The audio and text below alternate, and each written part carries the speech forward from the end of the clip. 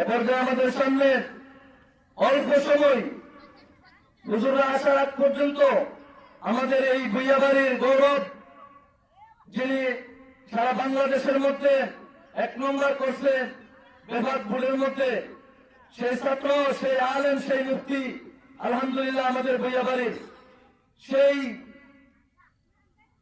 গৌরব আমরা তখনই মনে করবো যখন আমরা সেই গৌরবের প্রতি দৃষ্টি রাখবো। আমরা মনে করি যে অনেক সময় নাম্বার টান দিতার বই আপনার সিরা ঘেরালাইলে মনে হলো কি হুজুরে করে হুজুর, আসলে তা নয়। কোরআন হাদিসের ভিত্তিতে যে আলোচনা সুন্দর করে সেই বক্তার আলোচনা আমলও আনবো, আর এই বক্তার আলোচনার দ্বারা হেদায়েতের হাওয়া এলাকাতে চালু হয়। এই জন্য আমরা সকলে ইনশাআল্লাহ রাজি আয়েশা যাই, আল্লাহ তাআলা সকলকে তৌফিক দান করুক। এরপর যে আমাদের সামনে অল্প কিছু আলোচনা করবেন আমাদের এলাকার গৌরব, আমাদের দেশের গৌরব, আমাদের এই পাড়ার গৌরব, আমাদের গ্রামের গৌরব, হযরতুল আল্লাম হযরত মাওলানা মুফতি নাজমুল হাসান সাহেব নরসিংদী মাদ্রাসা, মুফতি নাজমুল হাসান সাহেব নরসিংদী মাদ্রাসা। উনি বলেছিল, এখন নরসিংদী আবার চলে গেছে। আল্লাহ তাআলা ওনাকে মাদ্রাসার খেদমত করার তৌফিক দান করুক, সকলে বলে আমিন।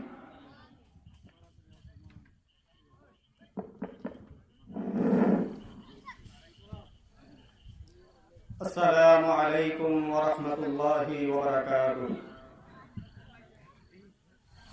الحمد لله نحمده ونستعينه ونستغفره ونؤمن به ونتوكل عليه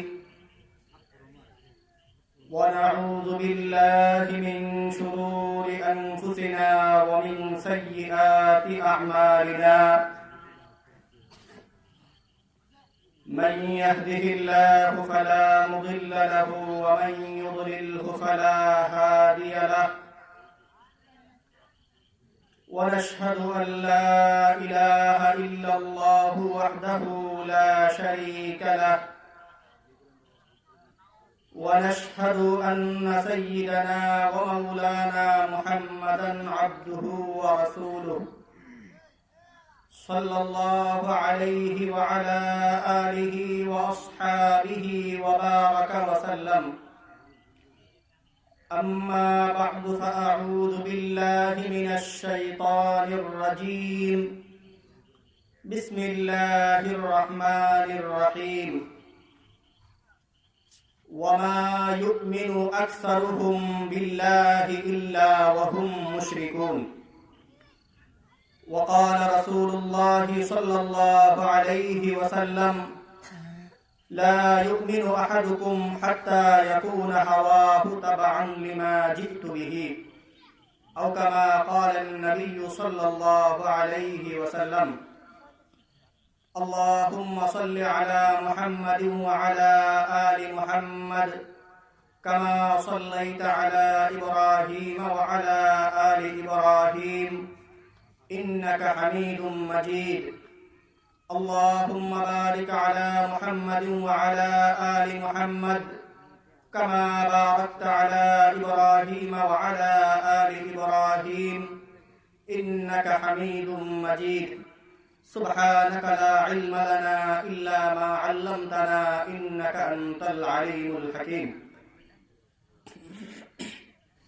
মহান আল্লাহ পাক রব্বুল আলামিনের দরবারে আমরা অসংখ্য শুকরিয়া জ্ঞাপন করছি, যিনি আমাদেরকে তার অন্যতম একটি ফরজ বিধান এশার নামাজ জামাতের সাথে আদায় করার পরে কোরআন এবং হাদিসের আলোকে কিছু দ্বীনি কথা বলা এবং শোনার জন্য এখানে আসার এবং বসার তৌফিক দান করেছেন।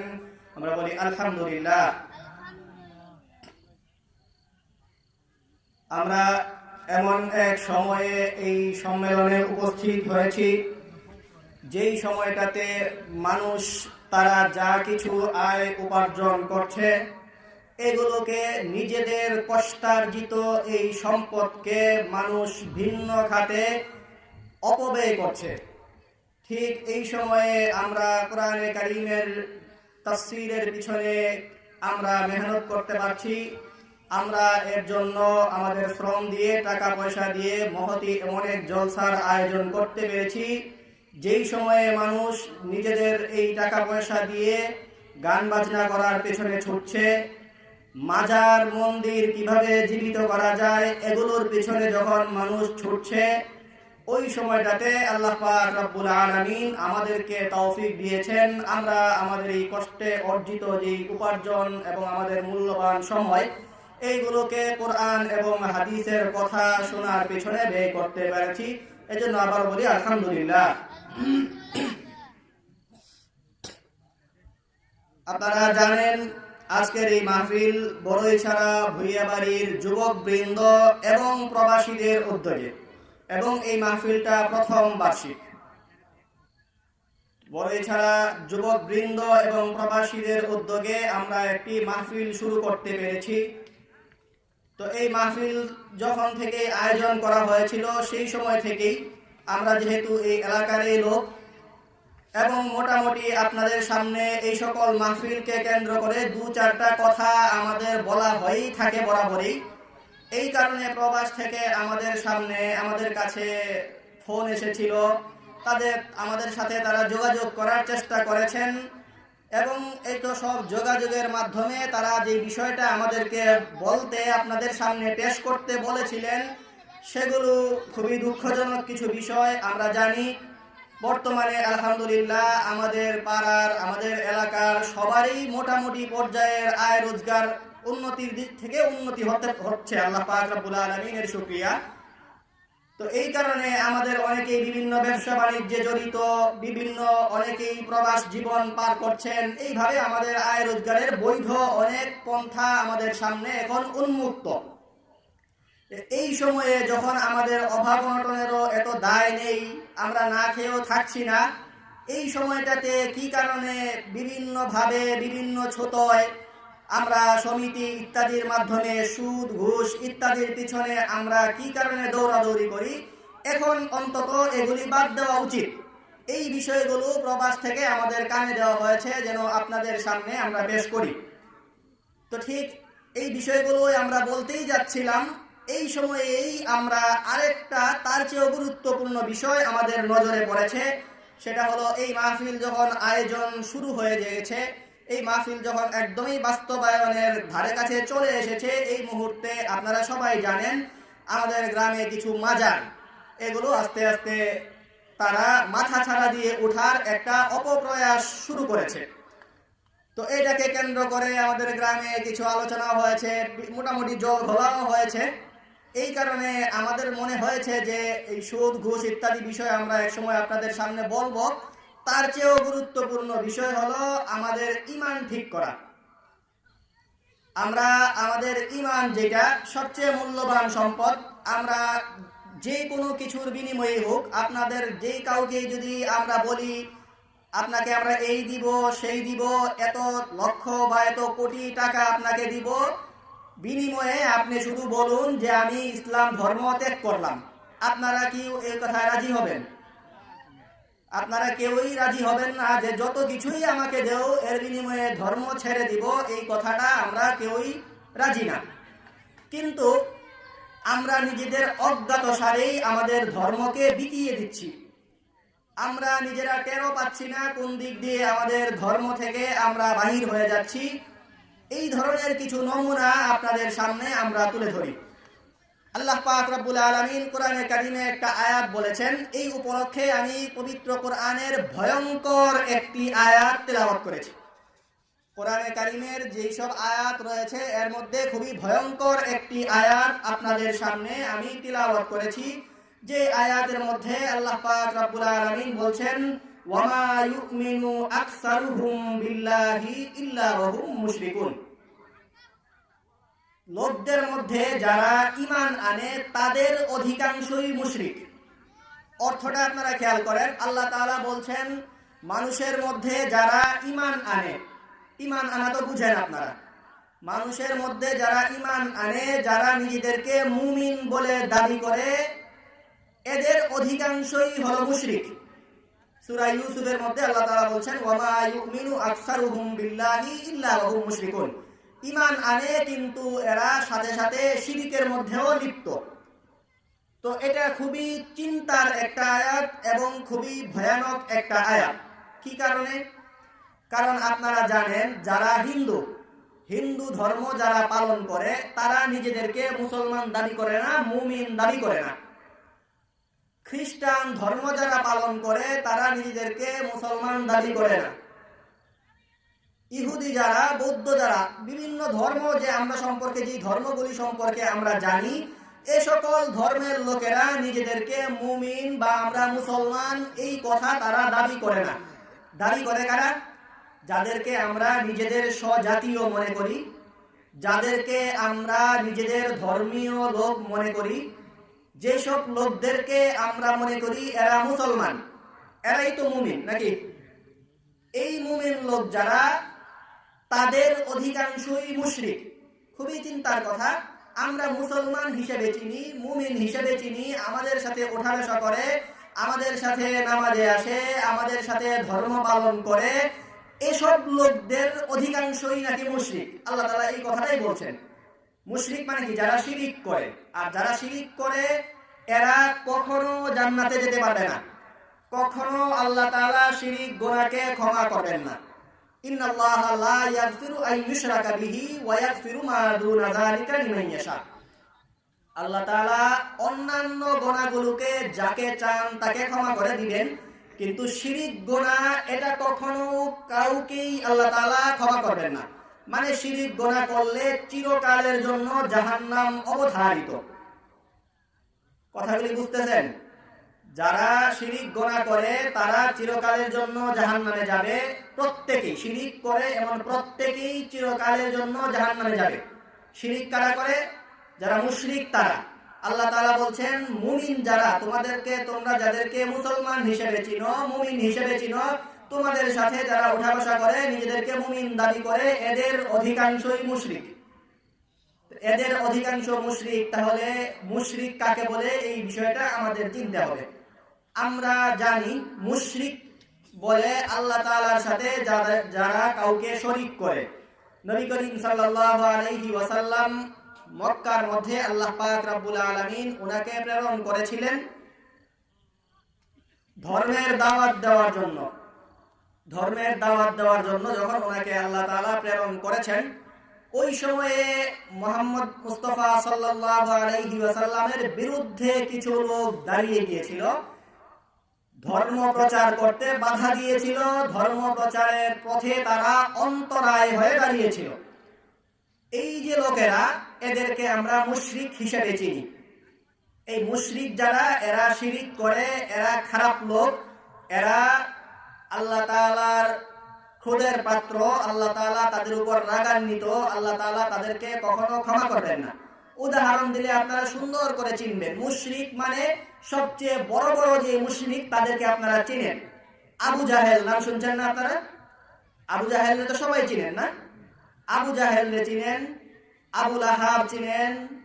ওই ধরনের মক্কার মধ্যে যে সমস্ত লোকেরা বিশ্বনবী সাল্লাল্লাহু আলাইহি ওয়াসাল্লামের বিরুদ্ধে দাঁড়িয়ে গিয়েছিল, এরা মুশরিক। যেমন আবু জাহেল, আবু লাহাব, এই সমস্ত লোকেরা এরা হলো মুশরিক। আপনারা যদি আমি জিজ্ঞেস করি যে ওরা জান্নাতে যাবে না জাহান্নামে যাবে, কি বলবেন আপনারা? জাহান্নামী না এরা? চিরকালের জন্য এরা জাহান্নামী, এই তো। কারণ এরা মুহাম্মদ সাল্লাল্লাহু আলাইহি ওয়াসাল্লামের আনিত ধর্ম মানেনি, এরা মুশরিক ছিল, এরা খারাপ লোক, এরা জাহান্নামে যাবে। আপনাদের কাউকে যদি বলি যে আপনি আবু জাহেল বা আবু লাহাবের মতো হয়ে যান, কেউ রাজি হবেন? তার মতো হতে আপনাদের কেউ কি হবে না? রাজি হবে না। কিন্তু আবু জাহেল, আবু লাহাব এরা তো খারাপ না? এদের অপরাধটা কি? এই লোকেরা যে খারাপ, এরা যে মুশরিক, এরা যে চিরস্থায়ী জাহান্নামে যাবে, এদের অপরাধটা কি? এরা কি আল্লাহ তাআলার মানতো? আল্লাহ তাআলার মানতো? আল্লাহ তাআলা পৃথিবীতে যা কিছু সৃষ্টি করেছেন সব আল্লাহ তাআলা করেছেন। আল্লাহ তাআলাই আমাদেরকে সৃষ্টি করেছেন। আল্লাহ তাআলা সর্বময় ক্ষমতার অধিকারী, সবকিছুর চেয়ে ক্ষমতাবান আল্লাহ তাআলা। আল্লাহ তাআলা আমাদেরকে খাওয়ান, পরান, রিজিক দান করেন। এই কথাগুলি কি এরা মানতো? আমরা আসলে কোরআনে কারীম পড়ি না, বুঝি না, এই কারণে আমাদের সবগুলি উত্তর আমরা ভুল দিতেছি। আপনাদেরকে যে প্রশ্নগুলি করেছি সবগুলির উত্তর আপনারা ভুল দিয়েছেন। আবু জাহেল, আলহাজ আবু জাহেল, হাজি সাহেব আছে না, আমরা হজ করে আসলে হাজি সাহেব বলে, হাজি আবু জাহেল, আলহাজ আবু জাহেল ছিল। এরা আল্লাহ তাআলাকে খুব বিশ্বাস করত, আল্লাহ তাআলাকে মানত, আল্লাহ তাআলার ইবাদত করত। কোরআনে কারীমের মধ্যে এইসব আছে। নবী করিম সাল্লাল্লাহু আলাইহি ওয়াসাল্লাম কে আল্লাহ তাআলা পাঠিয়েছেন এবং উনার বিরোধিতা যারা করে এদেরকে সম্পর্কে আল্লাহ তাআলা ওনাদেরকে জানিয়ে দিয়েছেন যে এরা কারা। আল্লাহ তাআলা নবীকে বলছেন, আপনি যদি এদেরকে জিজ্ঞেস করুন, ওয়ালা ইন সাআলতাহুম মান খালাকাহুম লা ইয়াকুলুনাল্লাহ, আপনি যদি এদেরকে বলেন যে আপনাকে সৃষ্টি করছে কে, তোমাদেরকে নবীকে বলতেছেন আল্লাহ তাআলা, হে নবী, আপনি যদি এই আবু জাহেল, আবু লাহাব, মুশরিক যারা আছে এদেরকে যদি আপনি জিজ্ঞাসা করেন যে তোমাদেরকে সৃষ্টি কে করছে, লা ইয়াকুলুনাল্লাহ, এরা বলতে আল্লাহই তো তৈরি করছে, কে আবার সৃষ্টি করবে, সৃষ্টিকর্তা আল্লাহ তাআলা। শুধু এইটা না, যদি আপনারা বলেন, আপনি যদি ওদের এই মুশরিকদেরকে জিজ্ঞাসা করেন যে এই আসমান থেকে জমিন এগুলি কে সৃষ্টি করছে, আকাশ জমিন বরকত, এগুলির মধ্যে যে বরকত দান করেন, রিজিক দান করছেন, এগুলি কে করছে, একই উত্তর দিবে, বলবে আল্লাহ তাআলাই তো করছেন। ওয়ালা ইন সাআলতাহুম মান খালাকাস সামাওয়াতি ওয়াল আরদা লা ইয়াকুলুনাল্লাহ, যদি জিজ্ঞাসা করেন আকাশকে সৃষ্টি করেছেন, জমিনকে সৃষ্টি করেছেন, এরা উত্তরে কি বলবে, আল্লাহই করেছেন। ওয়ালা ইন সাআলতাহুম মান নাযালা মিনাস সামাই মাআন ফাআহইয়া বিহিল আরদা বা'দা মাউতিহা লা ইয়াকুলুনাল্লাহ, যদি বলেন যে এই আসমান থেকে বৃষ্টি কে নাজিল করেন, এই বৃষ্টির মাধ্যমে মৃত জমিনগুলিকে কে আবার জীবিত করেন, এগুলোর মাধ্যমে তোমাদেরকে আবার কে রিজিক দেন, এইসব প্রশ্ন যদি এই মুশরিকদেরকে করেন, এরা বলবে আল্লাহই করেছেন। কথাগুলি বুঝতেছেন? এবং এমনকি যদি আপনি এদেরকে প্রশ্ন করেন যে এরা ইবাদত কার করবে, ওদের ইবাদত ডাকাডাকি এগুলি আল্লাহরই করে। হজের জন্য অনেক গুরুত্বপূর্ণ একটা ইবাদত এই হজ, এই হজের ঠিকাদারি এরা নিয়ে নিয়েছে। অন্য কেউ যেন হাজী সাহেবদের হজ তো করবে, যারা হজে করতে আসবে এই হাজী সাহেবদের খেদমত পর্যন্ত অন্য কেউ যেন না করতে পারে, এই জন্য এই মুশরিকটা পাগল ছিল, আমরাই করব হাজীদের খেদমত, হজ তো করবই, হাজীদের খেদমতে পর্যন্ত আমরাই থাকবো, অন্য কেউ যেন এই চান্স না পায়। এবং আল্লাহ তাআলাকে বিভিন্ন সময় এরা ডাকতো, আল্লাহুম্মা ইন কানা হাযা হুয়াল হাক্কু মিন ইনদিকা ফাআমতির আলাইনা হিজারাতাম মিনাস সামা। কোরআনে এটাও আছে, আল্লাহ তাআলার কাছে গিয়ে ফরিয়াদ করতো, আল্লাহ এই যে যা কিছু শুনতাছি আমরা যদি ভুল পথে থাকি আর মুহাম্মদ যদি ঠিক পথে থাকে তাহলে আমাদেরকে মেরে ফেলো, আমতির আলাইনা হিজারাতাম মিনাস সামা, পাথরে বৃষ্টি বর্ষণ করো তুমি। আল্লাহ তাআলার কাছেই গিয়ে এরা এই কথাগুলি চাইতো। তাহলে আপনারা যেই আবু জাহেল, আবু লাহাবরে অনেক খারাপ মনে করেন, আপনারা যে আবু জাহেল, আবু লাহাবরে মনে করেন এরা মুশরিক, এরা শিরিক করে, যেই আবু জাহেল, যেই আবু লাহাবের ব্যাপারে আপনারা ধারণা করেন এরা ইসলামের দুশমন, এরা চিরস্থায়ী জাহান্নামে যাবে, এদের অবস্থা হলো এটা, এরা আল্লাহকে মানে, আল্লাহ যে সর্বময় ক্ষমতার অধিকারী, ওয়ালা ইন সাআলতাহুম মান খালাকাহুম লা ইয়াকুলুন্না খালাকাহুন্নাল আজিজুল আলিম, সৃষ্টি করেছেন ওই আল্লাহ যিনি সবচেয়ে বেশি ক্ষমতাশীল, তারা এই কথাও বলে, এরা আল্লাহকে মানে আল্লাহ সবচেয়ে বেশি ক্ষমতার অধিকারী, এটা মানে আল্লাহ তাদেরকে সৃষ্টি করেছে, আসমান জমিন সবকিছু সৃষ্টি করেছেন, আল্লাহ তাআলা রিজিক দান করেন, আল্লাহ তাআলার কাছে প্রার্থনা করতে হবে, আল্লাহ তাআলাই সব কিছুর দাতা। এই সবগুলি কথা আবু জাহেল বিশ্বাস করে, আবু লাহাব বিশ্বাস করে। বুঝতে পারছেন? এরপরেও আবু জাহেল খারাপ নাকি? খারাপ না? আবু জাহেল মুশরিক, আবু লাহাব এরা চিরস্থায়ী জাহান্নামে যাবে। এদের অপরাধটা কি? কি অপরাধ এদের? এদের অপরাধ চিনতে হলে আমাদের জমানার আবু জাহেলদেরকে চিনতে হবে। আমাদের আজকাল কিছুদিন আগে মাজার নিয়ে একটা তুলকালাম কাণ্ড হয়েছে আমাদের গ্রামে। এই ধরনের কাজগুলি যারা করে, মনে করে যে মাজার এর কাছে গিয়ে চাইতে হবে, আমি তো অনেক ছোট।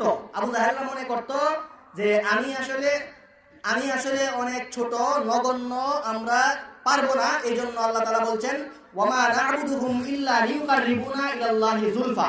এরা বলতো যে আল্লাহই তো সব, কিন্তু আল্লাহ তো অনেক বড়, আল্লাহর কাছে গিয়ে চাইলে কাম হইব না, মাজারের কাছে গিয়ে চাইতে হবে। এই সব লা তাদারুন্না ওয়াদ্দান ওয়ালা সুওয়ান ওয়ালা ইয়াগুসা ওয়া ইয়াউকা ওয়া নাসরা, এগুলোর কাছে ধর্ণা দিতে হবে, আল্লাহর কাছে এই সব চামু কিন্তু একটা মাধ্যম হয়ে যাবে। এটা আবু জাহেল, আবু লাহাব মনে করতো। এদের শিরকটা বুঝছেন কোনটা? এরা আল্লাহকেই সব মনে করতো, কিন্তু মাঝখানে একটা মাধ্যম লাগবে। তো আমাদের কথা লম্বা করা এখন সুযোগ হচ্ছে না, তো এই কারণে আমরা এটাই বলবো, আপনারা আমাদের গ্রামগুলিতে এইগুলি মাথা ছাড়া দিয়ে উঠছে, এইগুলি হুবহু সেই আবু জাহেল, আবু লাহাব যে শিরকটা করতো একই শিরক, কোনো পার্থক্য নাই। শুধু এরা আমাদের সাথে মিশে দাবি করে আমরা মুমিন। আসলে এদের কাজগুলি পুরাই আবু জাহেলের কাজ, আবু লাহাবের কাজ। আল্লাহ তাআলা আমাদেরকে শিরিক কাকে বলে এইগুলো চিনে শিরিক থেকে মুক্ত থাকার তৌফিক দান করুন। আখিরু দাওয়ানা আলহামদুলিল্লাহি রাব্বিল আলামিন। আসসালামু আলাইকুম। আলহামদুলিল্লাহ।